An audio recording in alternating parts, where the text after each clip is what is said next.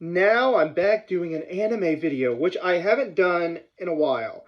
And I've got to say, it's nice to get my feet wet into anime again. I really like that quite a bit, honestly. And what better way to do an anime comeback than talk about one of my favorite series of all time, the Fate franchise. And not just any Fate franchise video, not a retrospective this time, but a dub battle. Yes, a fucking dub battle, which I am just beyond excited to talk about. In 2006, I believe, Fate Stay Night came out and was English dubbed by Studio Dean and Geneon. Well, after that, we got Fate Zero in 2011, which was dubbed by Aniplex.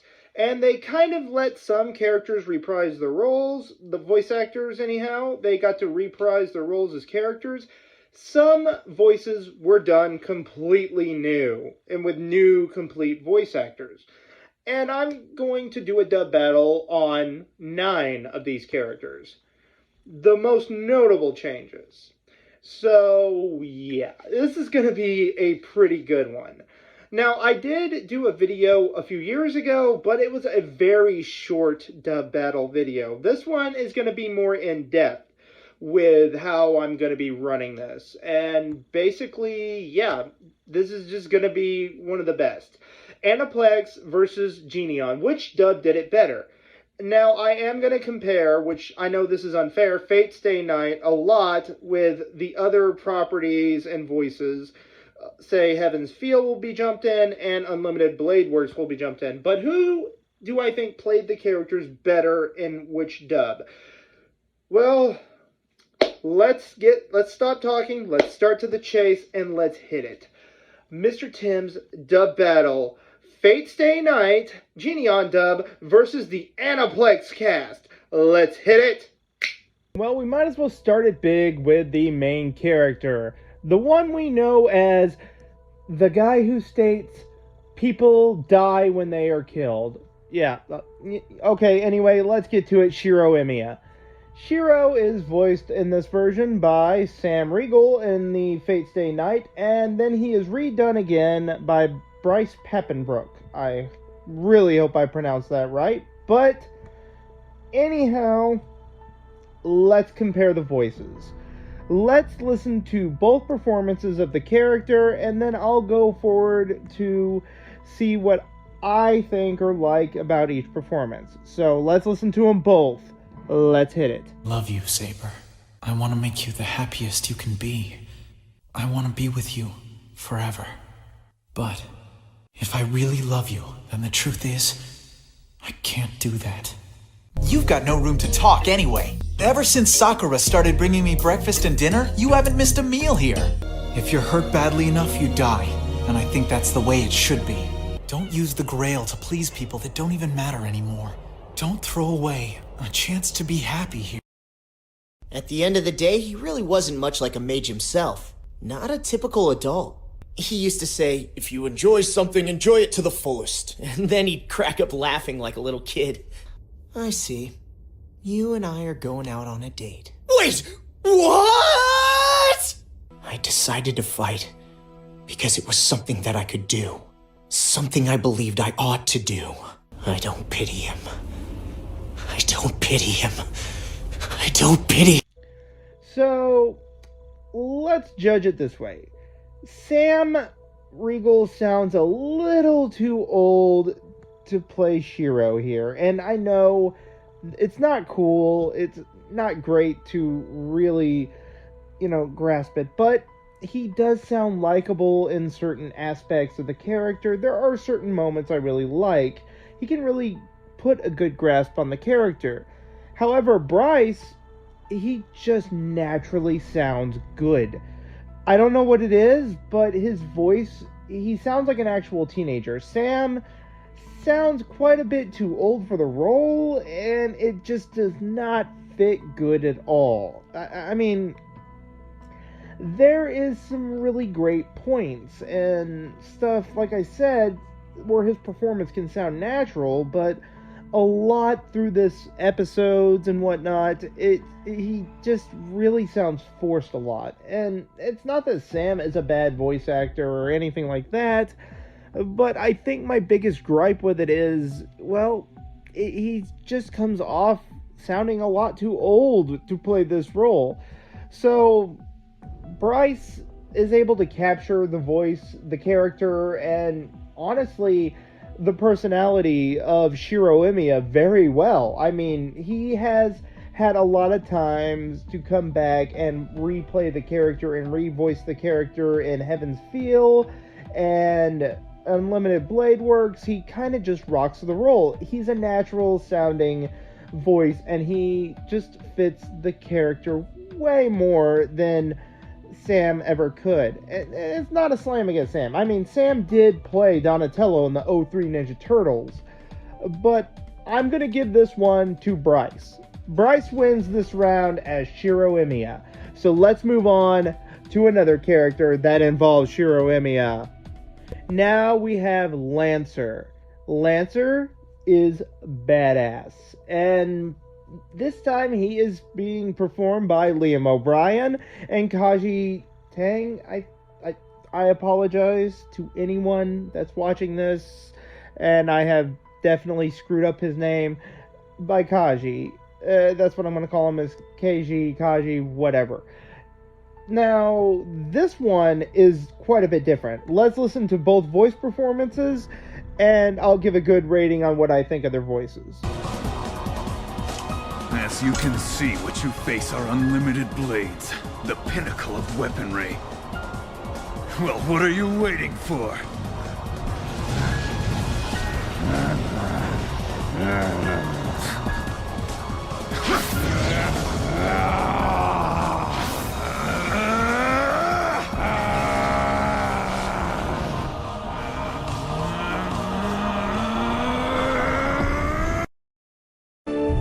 Knowing you as I do, I was certain you'd show up here.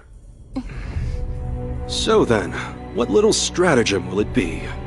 You aren't the sort who would come here without some kind of plan. Now this is a case where both voices sound really freaking good.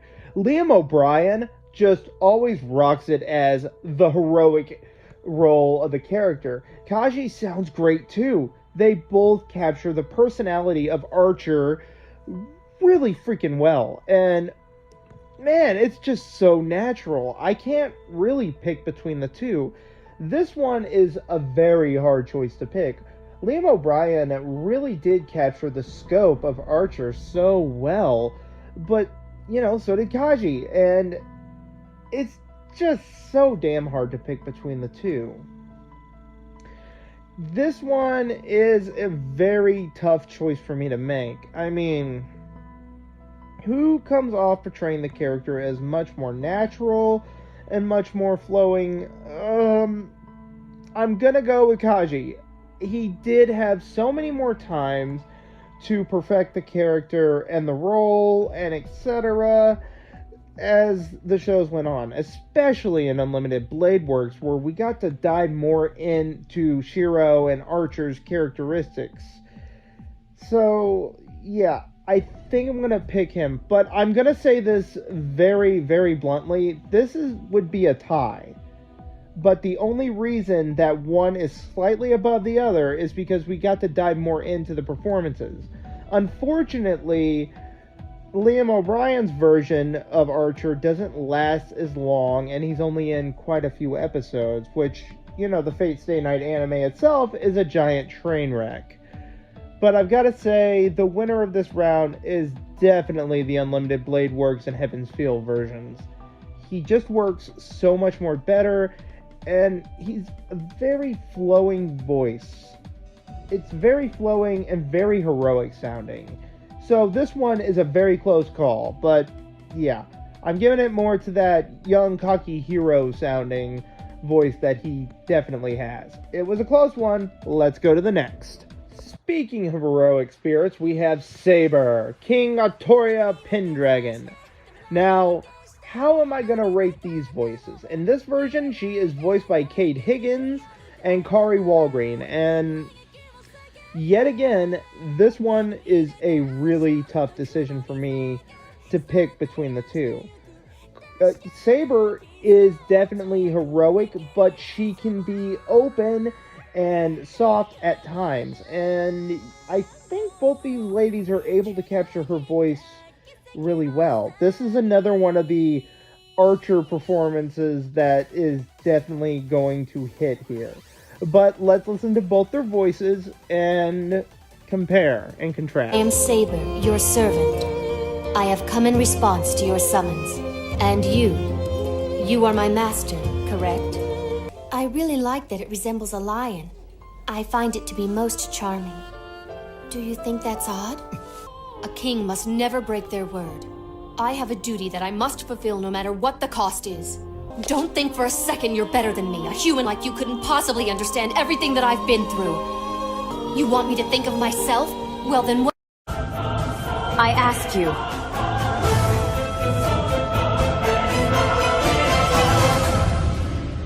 Are you worthy to be my master?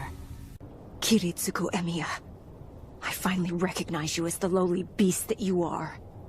I believed that our paths differed, but we shared a mutual goal. I was a fool to think this. Until now, I placed my faith in Irisveel's words. Okay, this is a little harder than I thought it would be. Ironically, both Kari and Kate sound very freaking similar. But there are moments where I can tell who is voicing who. But I can tell that Kari also kind of scoped her voice around the performance that Kate was doing. Now, I was going to compare Michelle Roth in this, but unfortunately, I've never seen the Unlimited Blade Works movie, so I'm not going to do that. But between these two, and as hard as it is to pick between the two, Kate Higgins really has a really good voice for this role as Saber. She makes Saber sound innocent, but yet strong and prideful at the same time. But Kari, however, is able to grasp that performance and work around it. She is able to have that more prideful and kingly sounding voice, if that's lack of a better word. She definitely has the knight's pride thing going for her. In fact, both voices are similar, like I said, and it's just so damn hard to pick between these two, but this is another decision. I think my issues with Kate's version is when she yells, you know, when she's doing her battle grunts and etc., you can definitely hear Kate's voice as it mellows out, but with Kari Walgreen's voice, she is able to keep that princely or kingly, knightly sounding voice as it goes on. She sounds a lot more masculine as Saber, and when I'm looking at Saber, I picture a much more masculine sounding voice, female voice especially. Kari Walgreen is able to rock that version so much more, so I'm probably gonna say Kari Walgreen wins this by 1 point. Kate Higgins, though, did a fantastic job, and she was able just to rock the fucking role in Fate's Day Night. In fact, I think she might have had the best performance out of the entire dubbing of the anime. But Kari Walgreen was able to do her own thing, also kind of scope her voice around it, and enhance the performance. So the winner is Kari Walgreen in this round. Sorry if I disappoint any Kate Higgins fans, but it was a close call, but Kari wins. Going on to Sakura Mato, who is also one of my favorite female characters on the show, or basically in Heaven's Feel. Sakura Mato, man, I actually love her. And anyhow, this version of Sakura Mato, the Fate's Day Night, is played by Sherry Lynn, and of course, her other counterpart from the Aniplex versions is played by Christina freaking V. So, this is another where I really like both voice actresses. A lot, especially. I love Sherry Lynn, and I love Christina V. They both sound excellent. But, like before, let's listen to both performances and I'll give my take on them.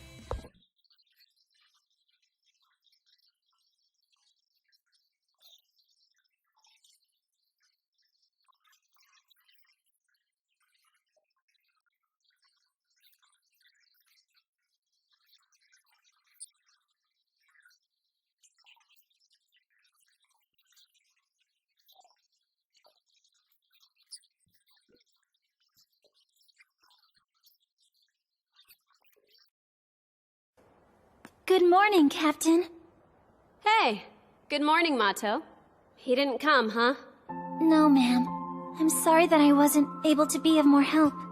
Look, it's fine, don't worry. If he doesn't want to do it, it's no use. Besides, we can't force him. I suppose I'll be going then. See you later, Mitsuzuri. Okay. See you later, Tosaka. Thank you for visiting, Miss Tosaka. Honestly, this one is pretty easy. Now, Sherry Lynn has a very cutesy sounding voice, especially, but what I hear when she talks in this is Sasami from Tenchi Muo. And I know that Sherry is able to change up her voice, change up the pitch up of her voice quite a bit. She is fantastic. I mean, I would cast her as basically Shala from Chrono Trigger. You know, people seen the video that I did of the Chrono Trigger Dream Team.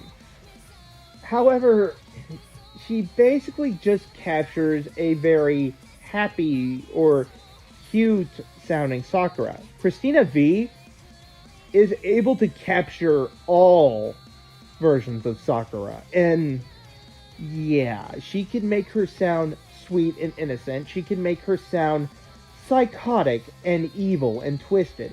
She can make her sound like an actual teenage girl. I think the problem with Sherry Lynn, and this is what I find funny because Christina V is quite younger, Sherry Lynn sounds younger than Christina V, and it kind of throws you off when you're listening to her voice. And it doesn't really help that she almost sounds like she's about 10 or 11 years old at this point. But Christina V is able to sound like an actual teenager and older, and she's kind of just grasps the character a lot more. Now, this is more of an unfair comparison because we don't really get that much Sakura in Stay Night or in Unlimited Blade Works, but she is able to give so much more dimensions to the character in Heaven's Feel. And one of the best performances out of Heaven's Feel. So the winner in this is going to be obviously Christina V. I love Sherry Lynn. I love her voice as a voice actress. Love her to pieces. Hell, I even interviewed her.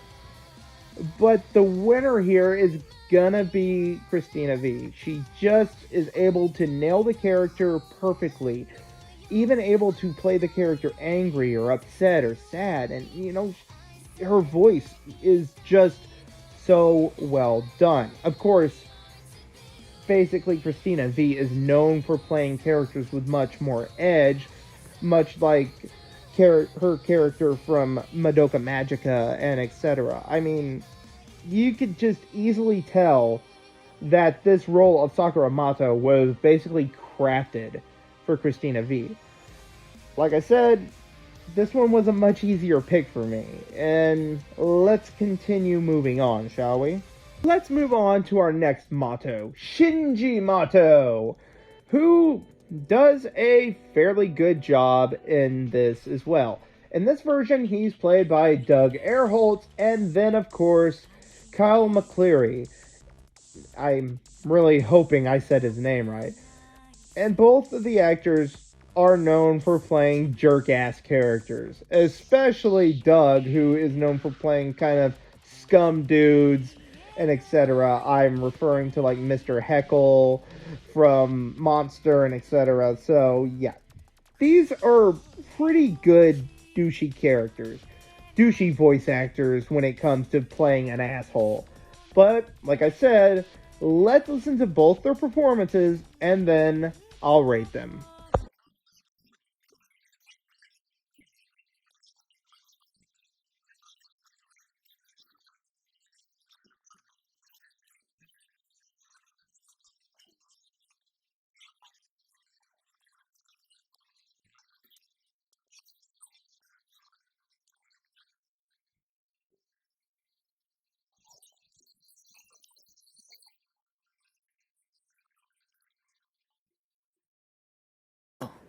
Hear about Mitsuzuri? Pretty weird. Yeah, I found out all about it at the dojo this morning. Did you know she was found in New City? In a back alley at that. I hear that her eyes were glazed over and her uniform was in tatters. I really don't know what could have happened. I mean, how did the little stuck-up end up getting ditched in an alley like that? As a friend, I must admit I'm more than a little— Shinji! If looks could kill, well, Now, this one is actually a much tougher one to sound. But I'm gonna say Doug Airholtz does a really good job. But surprisingly, he doesn't give that big of douchebag voice, stuck-up voice to the character. Kind of ironic because, you know, the voice actor is kind of stuck up himself. I'm kidding. Anyhow, yeah, Doug does a decent job, but he does not have that, oh, I'm better than you tone. Kind of like a rich, preppy kid. You know, I am so much better than you. I can do anything. Kyle fucking nails this. I mean, I think he was definitely tailor-made to play this character. There is something condescending in this dude's voice that every time you hear him, you just want the character to die violently. Doug Airholtz did the performance so well that you kind of felt bad for Shinji, and you kind of enjoyed him too. You didn't really want the character to get hurt because, well, he was doing douchey shit, but Doug just kind of had an essence in his voice that made him kind of likable. However, Kyle has it down to a T as being the preppy douchebag, stuck-up, rich asshole. And it just worked way better. When Shinji gets killed off in, say, Heaven's Feel, or gets turned into the Grail in Unlimited Blade Works, you're kind of cheering that on because you can't stand Shinji at all. Nobody, I don't think anyone honestly likes Shinji Mato at all. I would like to find somebody that actually says, well, he's my favorite character. The problem with Doug's voice is they make him likable, and you're not supposed to like Shinji ever. So, in this round, I'm giving it to the douchiest sounding voice, and that's going to go to Kyle. Kyle wins this round because of how much of a stuck-up, douchey sounding voice that he has, making the character very, very, well, lack of a better words, an asshole. You really do get that vibe, and his dialogue or the emotion he puts into it really feels like it. He really sounds like oh, I am so much better than all of you. You are all beneath me. And that's how that's pretty much the performance I would hear of Shinji when I was reading the visual novel. This was the type of voice I would hear. So, yeah. Yet again, another score point for Aniplex's dub. Let's move on. Now that we're done with Shinji and Sakura, let's go on to the Mato's servant, Ryder. I've got to say, Ryder is a fan favorite. And in this version, she's voiced by Karen Strassman and Melissa Fawn, who both bring their A game to play this character. And I really hope I pronounced Karen's name correctly, last name correctly. It just kind of slips my mind. Both of these women bring their freaking A game here. So this is going to be one of those difficult choices. But like I said, let's give a listen.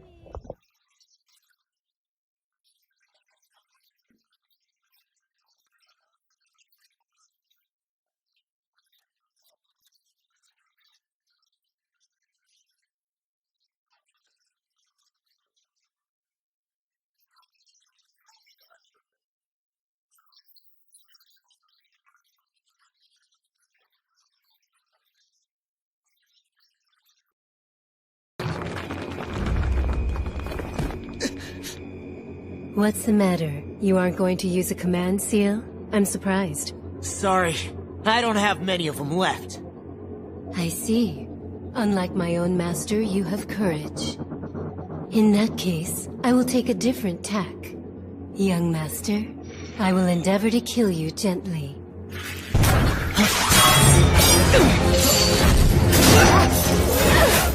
Well, this one is really freaking hard to pick between the two. The women both sound very similar to each other too, but I can always tell when Karen is doing a voice, and I can tell when Melissa Fawn is doing the voice. They both sound similar, but they both do something emotionally different with the character. And this one is a hard pick. Now, I'm basically comparing the Heaven's Feel version of Ryder because, well, we didn't really get much dialogue from her in Unlimited Blade Works. So, yeah. Anyhow, Karen brought her A game, and she sounds tough and strong, but she also can sound pretty bewitching and like a badass, which, with Karen's voice, you kind of get that. That is all go for the short. Melissa Fawn, when I heard she was going to be playing Ryder, I was like, oh lord, you're not going to be able to top Karen in this, but thankfully I was wrong. Melissa was able to really enhance the badassness to the character, to Ryder, which I didn't think could be done. And not only that, she was able to capture her emotionally really well. The scenes where she teams up with Shiro and stuff, man, she just rocked it. And she really, you can hear the concern in her voice when she is talking about protecting Sakura. I just love almost every minute of dialogue that she has. Both of these women are so damn close with picking between these two that it's just hard to do so. Karen really did help with the character's voice a lot. With Ryder, she did make her sound badass. But Melissa, however, is able to enhance that badassness and add more dimensions to her personality. So, like I said, like with Lancer, this one is very, very tough to pick between the two. But I am going to go with Melissa Fawn in this one. Yep, Aniplex is kicking the shit out of Geneon. This really isn't much of a dub battle as it is a dub beatdown. But, yeah, I'm going to go with Melissa on this one. She was just able to put so much more emotion and heart into the performance as Ryder, and that's basically all you needed. I mean, she really captured her. This is great work for her playing Gaz from Invader Zim, or Edward from Cowboy Bebop. That's all I'm going to say. It was a fantastic performance by both of these women, and they both made the character so much fun. But let's move on to the next character. Now we're on to Castor, portrayed by Tara Platt and Megan Hollinstead. I hope I said that right. I may have said it wrong. Sue me. Anyhow, this was another hard choice. What's ironic is both these women sound very similar and give very similar performances. But let's go straight to it.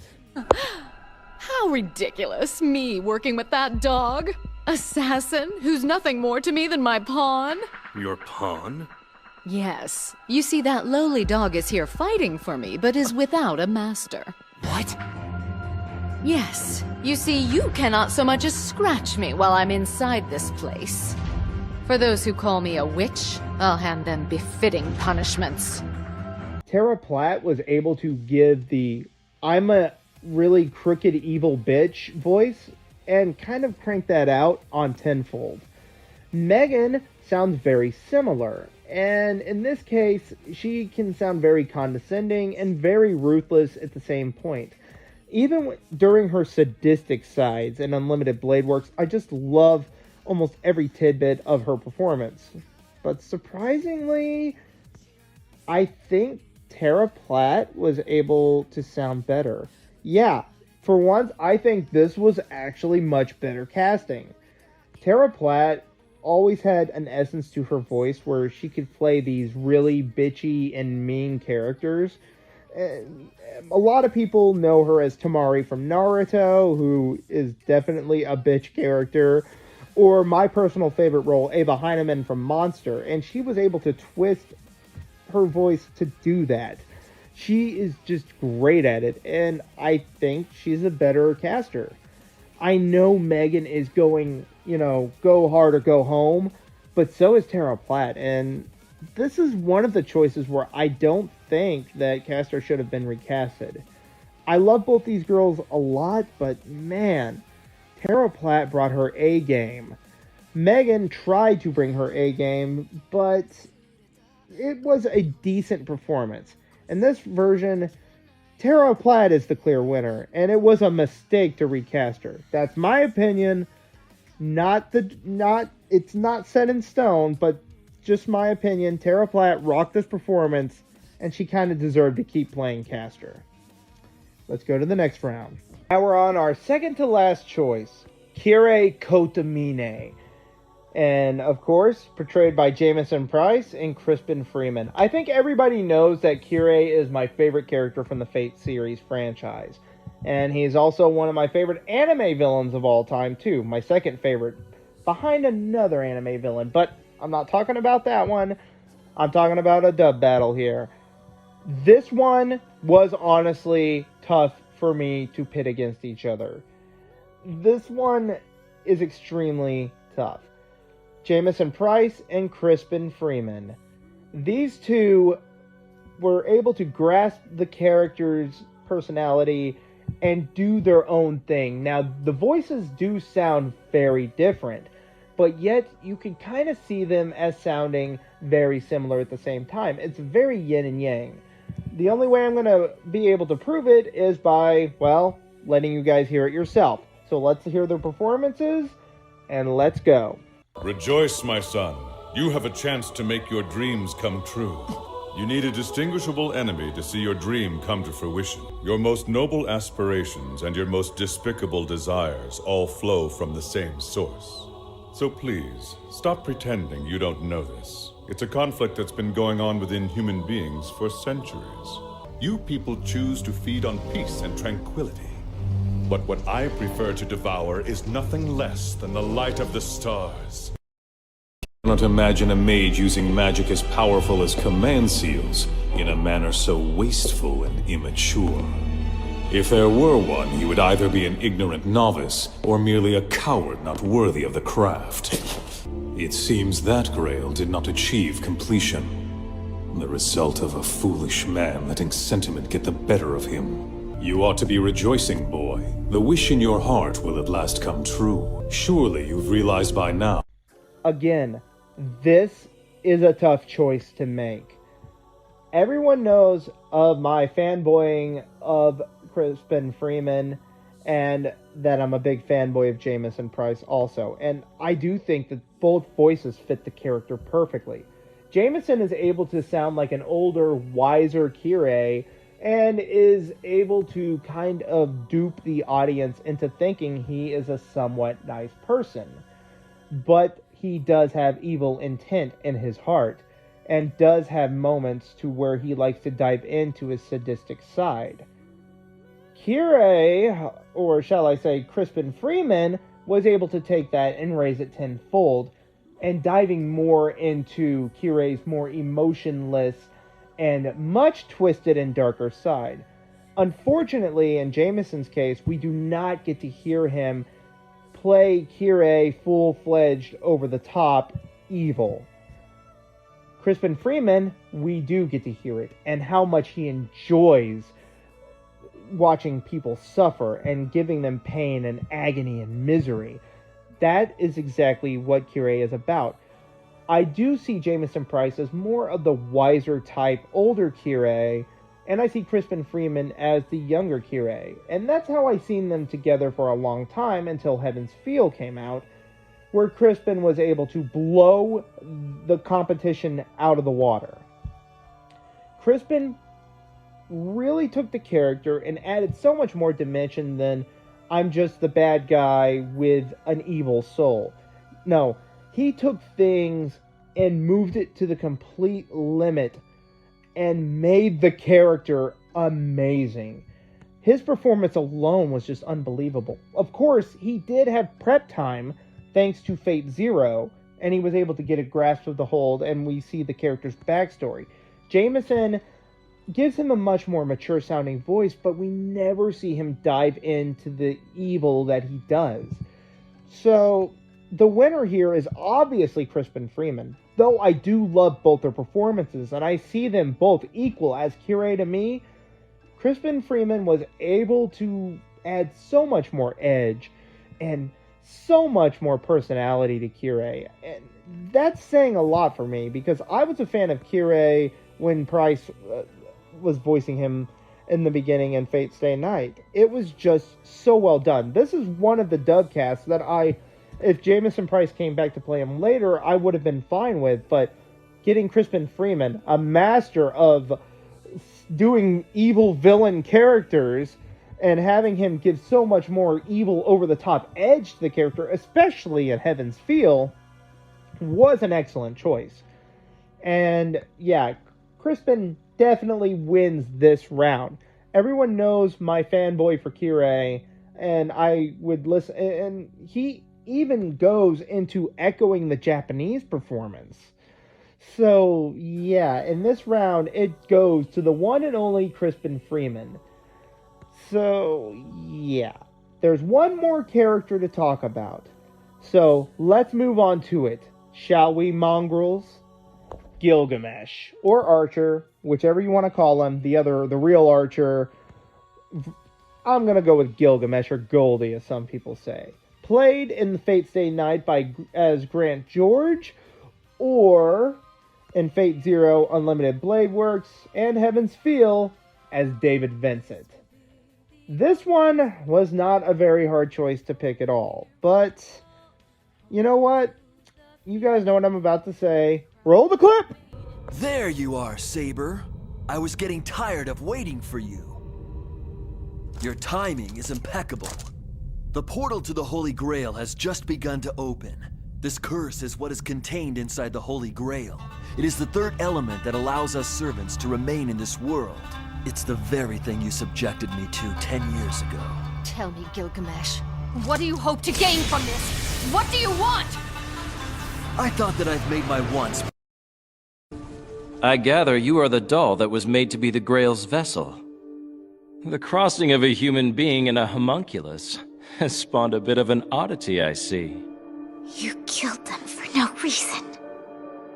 Kill him now! This instant, right now! Kill him, Berserker! You heard her. I'm right here. Grant George was able to give a very decent, elegant performance to Gilgamesh, giving that whole stuck-up, godlike feel and, etc. to him, much like how Shinji was portrayed. But David Vincent basically said, "This is my performance. All other performances of Gilgamesh are mongrels." He was able to refine the role. Grant George's role and performance was great, but David Vincent was unparalleled. Yeah, out of all the voice changes, this is definitely a great choice. Grant George is known for playing heroes. In fact, he does portray Lancer in Fate Zero. Or Archer, or, Lancer in Fate Zero. It was a good choice that he plays more of the heroic hero type voice. David Vincent was able to portray the voice and make him sound godly and fearful. That is something I truly love with this performance. It was just so damn epic. Almost every scene, he sounds very condescending, very cruel, and very sadistic. Almost any scene that he is in, he is able to take the character and able to put himself on a pedestal higher. He sounds like all others are beneath him every time that Gilgamesh is on screen, matching the Japanese voice actor's energy and the visual novel energy. Grant George just did not have that kingly sounding voice. He sounds more like a warrior with grace, while Gilgamesh sounds like a warrior of a god. So I'm going to go with David Vincent in this round. This one was extremely easy to pick. But I do like Grant George as a voice actor. I'm not saying that, well, his voice sucks. Don't not listen to him. David Vincent, I believe, was honestly born to play Gilgamesh. It, to me, is his best voice performance ever. And he was in Fate's Stay Night in the Geneon version as Assassin, and well, the fake assassin anyway, and he did do a decent job, but man, his voice was just tailored to play Gilgamesh. I don't think anyone else in the English version could really play Gilgamesh as well as he does. But anyway, that ends this dub battle. It was a long one, but I really enjoyed doing this one again and getting more into detail. And also, sorry for the name mixes up of Archer and Lancer. I tend to do that a lot because of the ers at the end. That was my bad. Anyhow, that about wraps up this big dub battle. Thank you guys for checking it out. I appreciate it. Well, that did it. It was kind of a divisive thing. Okay, it was biased. I get it. I admit it. This was a very biased video. I'm not gonna lie. And yes, a lot of Aniplex won, but there was still a few good performances, and I don't discount how good the other dub actually was. But I will admit, the Aniplex voices that I chose as the winners do fit the characters' personalities a lot more. But still, Fate Stay Night's dub is still kind of fun. Even though I'm not really big on Sam Riegel's Shiro Emiya or whatever, it's still quite a bit of fun, and the performances are a lot of fun too. But I've got to say, Aniplex is just better done. It has a lot more effort put into the dub than I thought. So, yeah, I'm going with that. That's pretty much it for me. Anyhow, did you guys enjoy this little dub battle? Was it fun for you guys? Was it great? Well, tell me in the comments what you think. And honestly, always remember, I'm listening. I'm Richard Epcar. Like and subscribe to Mr. Tim's YouTube. Thank you. Hi, this is Dorothy Fawn. Be sure to like and subscribe to Mr. Tim's YouTube channel. Yeah.